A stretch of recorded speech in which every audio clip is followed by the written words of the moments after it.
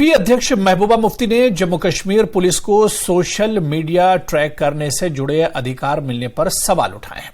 उन्होंने एक media report को रीट्वीट किया जिसमें लिखा है कि जम्मू कश्मीर पुलिस को देश विरोधी तत्वों के सोशल मीडिया ट्रैक करने का भी अधिकार मिला। महबूबा मुफ्ती ने पोस्ट को रीट्वीट करते हुए लिखा कि मानो जम्मू कश्मीर में निगरानी का स्तर प्राप्त नहीं था कि अब एजेंसियों को लोगों की गोपनीयता और सोशल मीडिया पोस्ट पर भी दखल देने की खुली छूट दे दी गई है।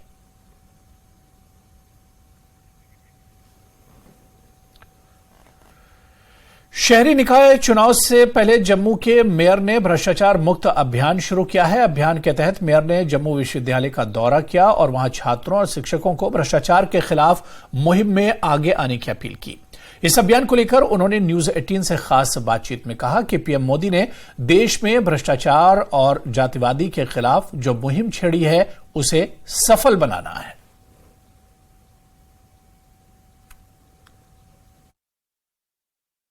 मेयर जम्मू राजेंद्र शर्मा हमारे साथ मौजूद हैं और भ्रष्टाचार मुक्त जम्मू कश्मीर एक मुहिम चलाई गई है जम्मू म्युनिसिपल कॉर्पोरेशन की तरफ से। इनसे जानेंगे, सर आज आप विभिन्न इलाकों में जा रहे हैं और जो भ्रष्टाचार है इस वक्त जम्मू में किस हद तक फैला हुआ है और उसको कंटेन करने की कितनी जरूरत है?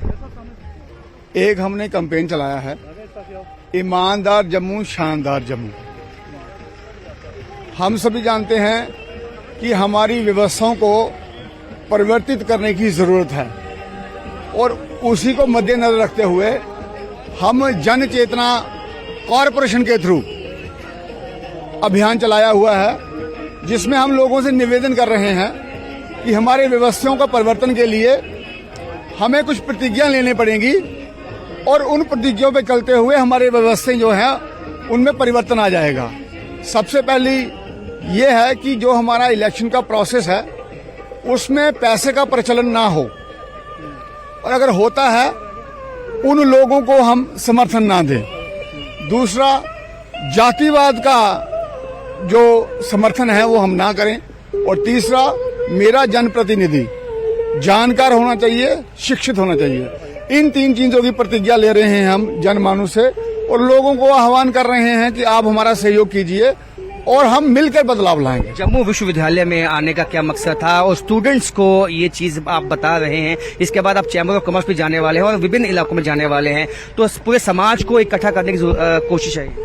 देखिए, युवा पीढ़ी जो है वो हमारे प्रदेश में भी, हमारी यूटी में भी और देश में भी सबसे अधिक मात्रा में है और युवा की सोच के साथ ही देश चलेगा और समाज चलेगा।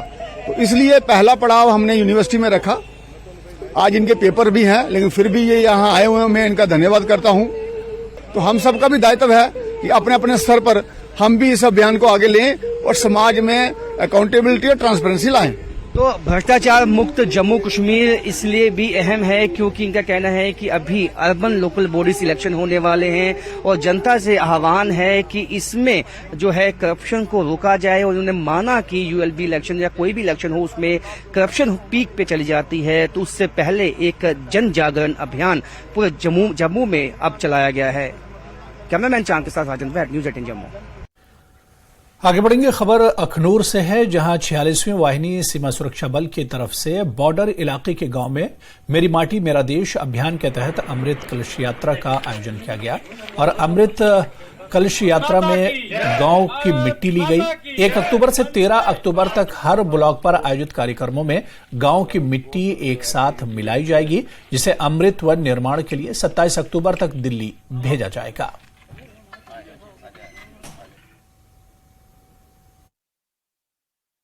आज का हमारा मिशन था मेरी माटी मेरा देश, जो हमारे प्रधानमंत्री नरेंद्र मोदी जी ने हमें टास्क दिया था हर घर जाके, हर डोर टू डोर जाके मिट्टी कलेक्ट करना। जो हमारे देश के लिए शहीद हुए, हमारे तिरंगे के लिए जिन्होंने शहादत दी है, उनके घर जाके हमने मिट्टी कलेक्ट किया।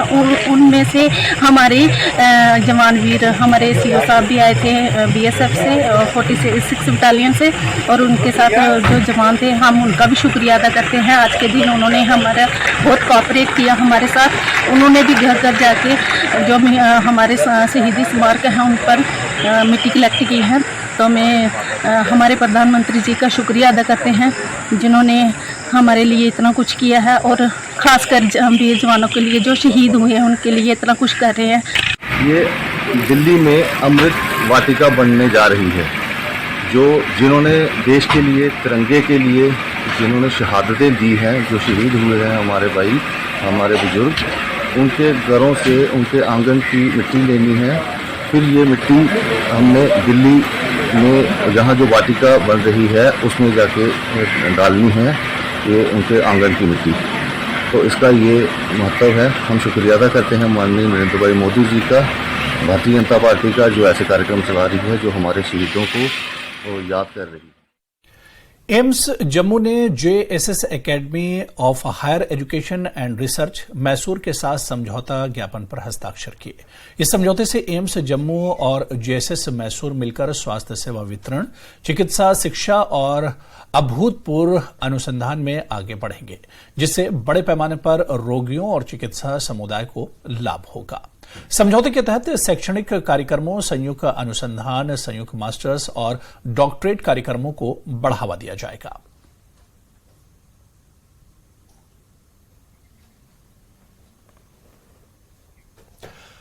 कुपवाड़ा की बंगस घाटी में लापता एक परिवार को डायल 112 की टीम ने ढूंढ निकाला है। परिवार में कुल 11 लोग थे जो वापस लौटते वक्त बंगस घाटी के जंगल में रास्ता भटक गए थे।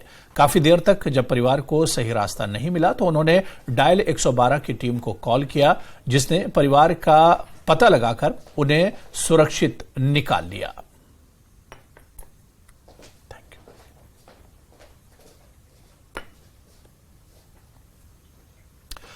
कुलगाम पुलिस ने अपराध में शामिल एक आरोपी व्यक्ति को गिरफ्तार करके हिट एंड रन मामले को सुलझा लिया है। दरअसल 22 सितंबर को काजीगुंड में अखरोट फैक्ट्री के पास कार को टक्कर मारने के बाद ट्रक लेकर ड्राइवर मौके से फरार हो गया था।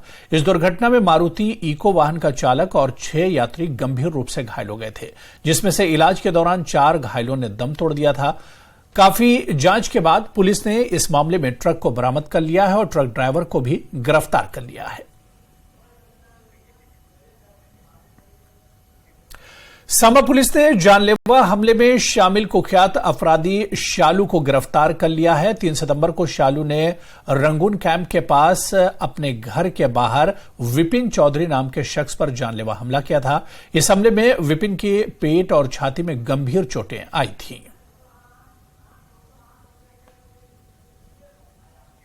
खबर कुपवाड़ा से, जहां के करनाह गांव में एक तेंदुए ने मोहम्मद इस्माइल पठान के आवास में मौजूद बकरियों के झुंड पर हमला कर दिया। तेंदुए के हमले में 4 बकरियों की मौत हो गई, जबकि कई बकरियां लापता हैं। बताया जा रहा है कि एक जोड़ा तेंदुआ पिछले 2 सप्ताह से बहादुरकोट और आसपास के एक कोटे, रियाला और मुरचनी गांव में घूम रहे हैं और मवेशियों को मार रहे हैं। स्थानीय लोगों ने वन जीव अधिकारियों से क्षेत्र में पिंजरा लगाकर तेंदुए को पकड़ने की अपील की है। कठवा में भवन निर्माण कामगार यूनियन के बैनर तले मजदूरों ने श्रम विभाग कार्यालय के बाहर रोष प्रदर्शन किया और अपनी मांगों को लेकर आवाज बुलंद की। मजदूरों ने कहा कि काम के दौरान कई मजदूरों की मौत होने के बाद भी पीड़ित के परिजनों को सहायता नहीं दी जा रही है। मजदूरों ने समस्या का समाधान नहीं होने पर उग्र आंदोलन की चेतावनी भी दी है। जहाँ जितनी वेलफेयर स्कीम्स थी उनके ऊपर, सबके ऊपर कट लगाना जो है बजट में, अपने सेंट्रल बजट में ही शुरू कर दिया था। उसी का जो इम्पैक्ट है नीचे कि जो भी स्कीम्स हैं, चाहे वो लेबर कार्ड्स की बात है, जहाँ डेथ क्लेम की बात है, स्कॉलरशिप की बात है, हर जगह के ऊपर जहाँ पर वेलफेयर स्कीम का तल्लुक है वो पूरी तरह से सरकार वो अपना पलड़ा जो है वो झाड़ना चाहती है, अपना एक्सपेंडिचर जो है वो कम करना चाहती है। इस सिलसिले में उनका वो कार्यनीति जो है वो इस तरह से चल रही है पूरे देश के अंदर। जहाँ तक जो मजदूरों का तल्लुक है, जो हमने प्रण किया है कि इनके जेन्युइन हक जो हैं वो हम सारे मजदूर इकट्ठा होकर वो आवाज़ बुलंद करेंगे। LG साहब से हमारी हैंड फोल्ड अपील है कि इस दफ्तर की कारकर्दगी को देखा जाए, कि जहाँ पे क्या काम हो रहा है ALC की पोस्ट दी जाए, और जितने भी जहाँ पे एप्लीकेशन लगी हुई हैं रिन्यूअल की हैं, जहाँ डेथ क्लेम जितने भी हैं वो जल्दी से जल्दी होने चाहिए। अगर नहीं तो आने वाले दिनों में बड़ा आंदोलन जो है वो करने के लिए मजदूर जो है वो मजबूर होगा। सबसे बड़ा ये है कि जहाँ की एक रजिस्ट्रेशन का जो है वो तरीका ठीक नहीं है। रजिस्ट्रेशन जिस स्पीड से होनी चाहिए उस स्पीड से नहीं हो रही है। एक तो हमारे पास ये कंप्लेंट है कि पिछले 2 साल में सिर्फ 10 लोगों की रजिस्ट्रेशन हुई है, विच इज़ वेरी अनफॉर्चुनेट। हम देखते हैं कि जबकि सुप्रीम कोर्ट की डायरेक्शन इस तरह की हैं, और दूसरी स्टेटों में जब हम देखते हैं कि रजिस्ट्रेशन बहुत ही स्पीडली हो रही है और लगभग तकरीबन वर्कर जो है कंस्ट्रक्शन वर्कर वो कवर कर लिया, लेकिन जम्मू कश्मीर के अंदर आज तक ये वर्कर जो है कंप्लीट रजिस्टर नहीं किया। हम अगर कठुआ की ही बात करते हैं, अनऑर्गेनाइज्ड वर्कर कंस्ट्रक्शन को छोड़कर हम अपने एडजॉइनिंग में अगर देखते हैं जहाँ पर जो 6 लेन का काम लगा वहाँ का वर्कर BRO का वर्कर इसको भी रजिस्टर नहीं किया। इसके अलावा डेथ कंपनसेशन के केस जो 4-5 साल के जहाँ पेंडिंग पड़े हुए हैं, जहाँ पेंडिंग पड़े हुए जहाँ पड़े हुए हैं, जहाँ ऊपर पड़े हुए हैं लेकिन पेंडिंग है, अभी तक उनको क्लेम जो है वो नहीं मिला, जबकि 1 या 2 महीने के अंदर क्लेम सबमिट करने के बाद वो मिलना चाहिए, ऐसा नहीं हुआ।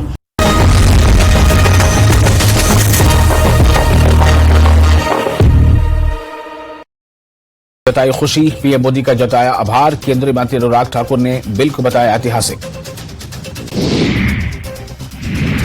शिमला में प्रदेश भाजपा 25 सितंबर को धरना प्रदर्शन करेगी। धरना प्रदर्शन करने के बाद विधानसभा का घेराव भी किया जाएगा। बिलासपुर के विधायक त्रिलोक जम्वाल ने पत्रकार वार्ता में कही है।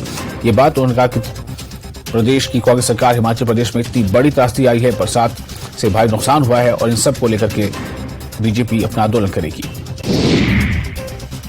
हमीरपुर में जिला कांग्रेस प्रवक्ता एडवोकेट रोहित शर्मा ने लोक निर्माण विभाग के विश्राम गृह में पत्रकार वार्ता की। इस दौरान उन्होंने मुख्यमंत्री सुखविंदर सिंह सुक्खू की ओर से 51 लाख रुपए मुख्यमंत्री आपदा राहत कोष में दान देने के लिए आभार व्यक्त किया। मंडी से बड़ी खबर, 6 मील के पास चलती बाइक पर गिरे पत्थर गिरने से दंपति हुए घायल। दोनों घायलों को जोनल हॉस्पिटल में भर्ती कराया गया। मंडी में शैक्षणिक सत्र 2023-24 के लिए नामांकित स्नातकोत्तर छात्रों के लिए सरदार पटेल यूनिवर्सिटी में आज से 6 दिवसीय दीक्षारंभ छात्र प्रेरणा कार्यक्रम की शुरुआत हो गई है। एक दिन पहले से ही कार्यक्रम का शुभारंभ नगर निगम मंडी के आयुक्त HS राणा ने द्वीप प्रज्वलित करके किया है। चंबा के राख धनाडा लिंक मार्ग पर सड़क हादसा, जिसमें 2 लोगों की मौके पर ही मौत हो गई। बता दें कि दोनों मृतक गांव थल्ली के रहने वाले हैं, जिनका शव पुलिस ने पोस्टमार्टम के बाद परिजनों को सौंप दिया है।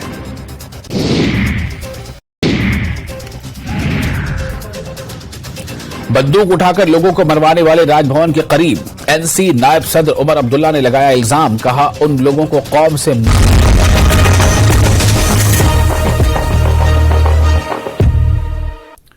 JKEDI के डायरेक्टर एजाज अहमद भट्ट ने शादाब केरवा में समीक्षा बैठक की। बैठक में स्वच्छता और ग्रामीण विकास को लेकर चल रही योजनाओं पर चर्चा हुई। उन्होंने कहा कि शादाब केरवा के निवासियों के लिए स्वच्छ पानी उपलब्ध कराना बेहद महत्वपूर्ण है। उन्होंने कहा कि ये बेहद उत्साहजनक है कि बैठक में हर क्षेत्र के लोग शामिल हुए।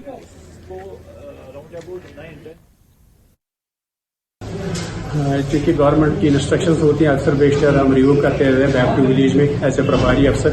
तो आज भी हमने शादाब केरवा मानलूबी का दौरा किया, तो इसमें हमने यही देखना था कि सफाई का किस हद तक इंतजामात हैं रोड डेवलपमेंट की तरफ से, और जो जल शक्ति का महकमा है उन्होंने जो प्रोजेक्ट लिए थे हाथ में, तो उनका क्या स्टेटस है। तो हम मुतमईन हैं उनके काम से, अच्छा काम हुआ है। जो जल शक्ति ने किया है, वाटर रिजर्वे भी बने हैं, डिस्ट्रीब्यूशन लाइनें भी पड़ी हैं, और जो सफाई के जो इंतजाम है रोड डेवलपमेंट की वो भी ठीक है। और लोगों को अवेयरनेस की ज़रूरत है, वो हमने बता दिया फील्ड अमले को कि लोगों को अवेयरनेस करने की ज़रूरत है कि वो ज़्यादा सफाई का ख्याल रखें अपने गाँव देहात में।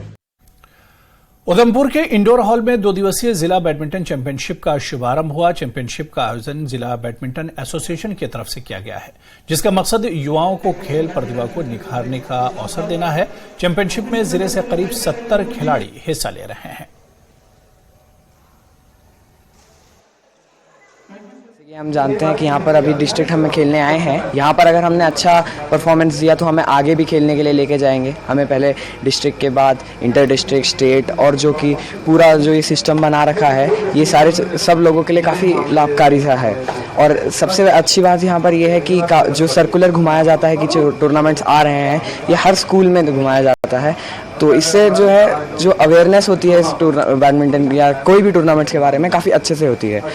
और जो अब गवर्नमेंट ने भी काफ़ी अच्छी स्कीम्स लाई हैं, इसके कारण जो रूरल एरियाज़ में बच्चे हैं वो भी यहाँ पर खेलने आते हैं हमारे साथ, हम लोग साथ में खेलते हैं। ना सिर्फ बैडमिंटन, काफ़ी दूसरे स्पोर्ट्स भी खेलने आते हैं। और हमारा ये जो 28th डिस्ट्रिक्ट बैडमिंटन जो हमने आज उधमपुर में इंडोर हॉल स्वास्थ्य स्टेडियम में इसका आगाज़ कराया है। तहसीलदार जी हमारे चीफ गेस्ट हैं यहाँ पे आए हुए।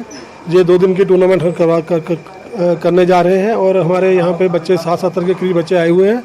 हमारा एक्चुअली एक ही मैटर होता है कि हमारे जो बच्चे हैं वो ग्राउंड में आए, खेलें और अपने आप को तंदुरुस्त रखें, माइंड सेट रखें, क्योंकि बच्चे का माइंड सेट होगा, तंदुरुस्ती होगी तो वो आगे पीछे खिलाड़ी जो होता है ना वो आगे पीछे कम से कम गलत दिशा की तरफ भी नहीं जाता है।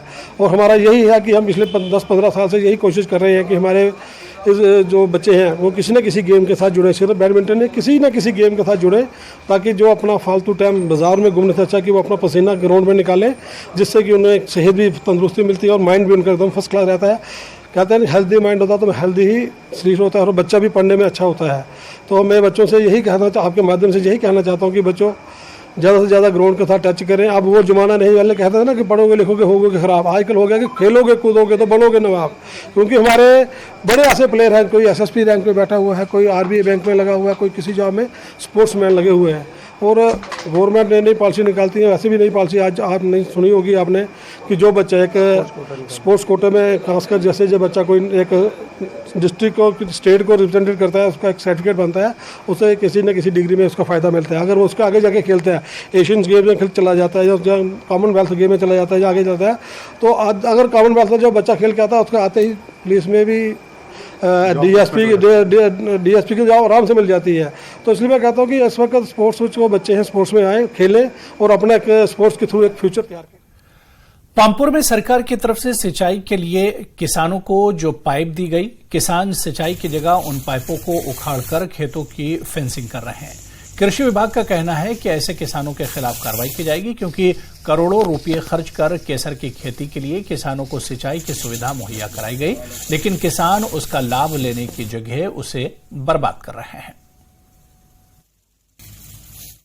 कि क्लाइमेटिक चेंज की वजह से जब हम देख रहे हैं कि पिछले 1.5 महीने से बारिश नहीं थी, तो फार्मर के साथ बहुत बार मीटिंग्स होगी, तो उन लोगों ने इच्छा जाहिर की कि एक इरिगेशन जो है वो हम लोगों को मिलनी चाहिए। हम लोगों ने कोशिश की कि जितने भी फंक्शनल बोरवेल्स हैं, हमने 72 बोरवेल जो थे वो मैकेनिकल इंजीनियरिंग से तैयार करवा के किसानों के हैंड ओवर किए थे, लेकिन यहाँ के किसानों ने खुद वहाँ पाइपों को चोरी किया है। वहाँ डिपार्टमेंट ऑफ एग्रीकल्चर कुछ नहीं कर सकता है। और जहाँ जहाँ पे भी पाइपें जो हैं वो अवेलेबल हैं, मैंने डायरेक्टरेट लेवल पे एक टीम बनाई है, वो लोग यहाँ पे काम कर रहे हैं। लेकिन कुछ लोग वैसे हैं कि जो इस सोसाइटी को बदनाम करना चाहते हैं, तो उनके लिए मेरे पास अल्फाज नहीं है। अगर आप मेरे दाएं बाएं में देखें तो ये जो फार्मर्स हैं जिन्होंने अपने खेतों की जो फेंसिंग की है वो उन पाइपों से की है कि जो इरिगेशन के लिए डिपार्टमेंट ऑफ एग्रीकल्चर और मैकेनिकल इंजीनियरिंग ने यहाँ पे पाइपें लगा के दी थी। जो लोग सैफरान की काश्तकारी के साथ हैं कि वो 72 बोरवेल जिनको फंक्शनल बना के आप लोगों के हैंड ओवर किया है, आप लोगों ने ही उनकी पाइपों को ज़ाया किया है, आप लोगों ने ही उनकी पाइपें जो है वो कौन चोरी करके ले गया है, आपको डिपार्टमेंट के नाज में लाना चाहिए था। और मैंने चीफ एग्रीकल्चर को बोला है कि विद इन 24 आवर जो है ये इसकी इन्वेस्टिगेशन भी करेंगे और कोशिश हमारी रहेगी कि हम उन कल्प्रिट्स को आइडेंटिफाई करें और गवर्नमेंट के नोटिस में लाया जाए, क्योंकि फेक कंप्लेंट करने से मसला हल नहीं होता है।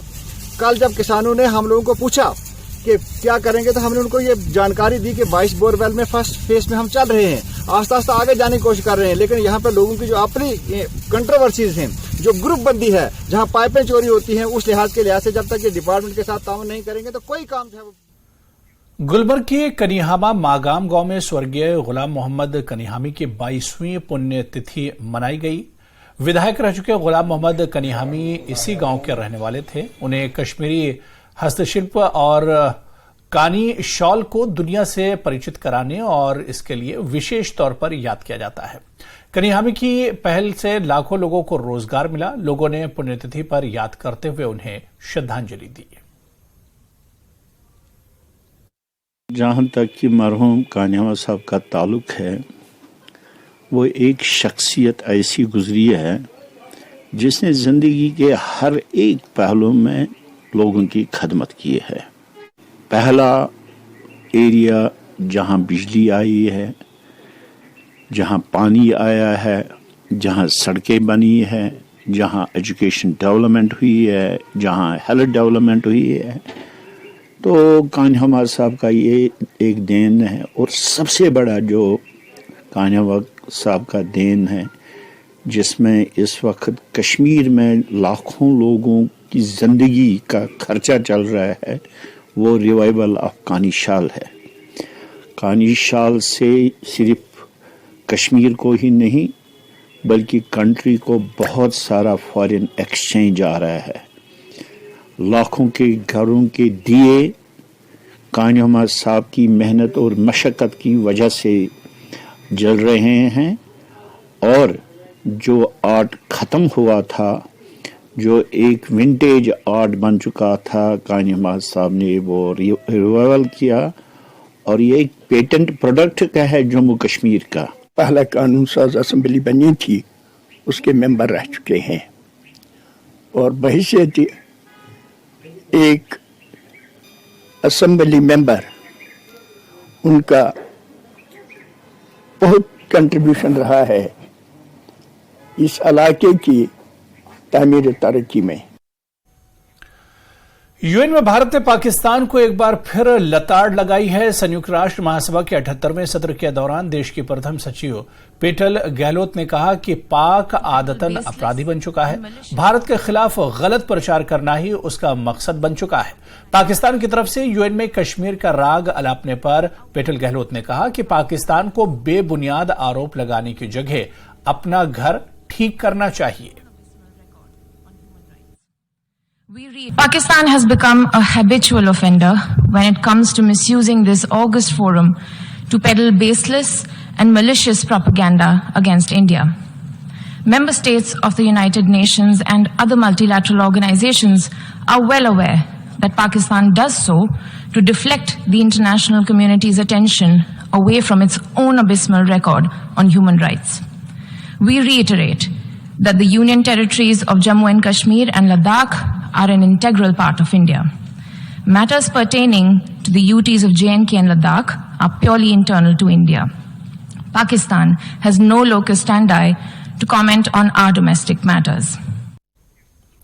कश्मीर में मानव अधिकार का सवाल उठाने वाले पाकिस्तान को अपने आस्तीन में क्यों झांकना चाहिए, यह समझने के लिए एक नया वीडियो देखिए। वीडियो पाकिस्तान में अफगानी शरणार्थियों के साथ बर्बरता की है। वीडियो में दिख रहा है कि पाकिस्तान की पुलिस अफगानी रिफ्यूजियों को सरेआम सड़क पर पीट रही है। पुलिस वाले बच्चों के साथ बेरहमी के साथ पेश आते हैं। आगे बढ़ेंगे। हिमाचल विधानसभा के मानसून सत्र के आखिरी दिन सदन में कई गंभीर मुद्दों पर सवाल उठे। सदन में विधायक राजेश धमाणी ने नशे का प्रश्न उठाया, जिस पर डिप्टी सीएम ने कहा कि नशा प्रदेश की बड़ी चिंता है और नशे पर नियंत्रण के लिए युद्ध स्तर पर काम चल रहा है। पड़ोसी राज्यों में चिट्टे का प्रकोप ज्यादा है, इसके चलते ही हिमाचल में समस्या बढ़ी है। डिप्टी सीएम ने बताया कि इस साल अब तक 1574 केस दर्ज हुए हैं और अब तक 11.5 किलो चिट्ठा पकड़ा गया है। इन मामलों की फाइनेंशियल इन्वेस्टिगेशन की जा रही है, जिससे अब तक 14.5 लाख रुपए की संपत्ति जब्त की गई है। पुलिस ने इन मामलों में 2136 पुरुष और 79 महिलाओं को गिरफ्तार भी किया है। डिप्टी सीएम ने कहा कि सरकार इस समस्या पर गंभीर है। विधानसभा सत्र के आखिरी दिन सदन में निर्दलीय विधायक होशियार सिंह ने क्रिप्टो करेंसी फ्रॉड का मामला उठाया और मामले में सरकार से जांच की मांग की। साथ ही गुनहगारों की प्रॉपर्टी सीज करने की मांग की, जिस पर डिप्टी सीएम ने सदन में कहा कि यह समस्या पूरे देश में है। प्रदेश में इस तरह के मामलों में 56 शिकायतें दर्ज हुई हैं, 6 एफआईआर और 5 गिरफ्तार किए गए हैं। सरकार इस मामले में आईपीएस अधिकारी अभिषेक दुल्लर की अध्यक्षता में एसआईटी का गठन करेगी।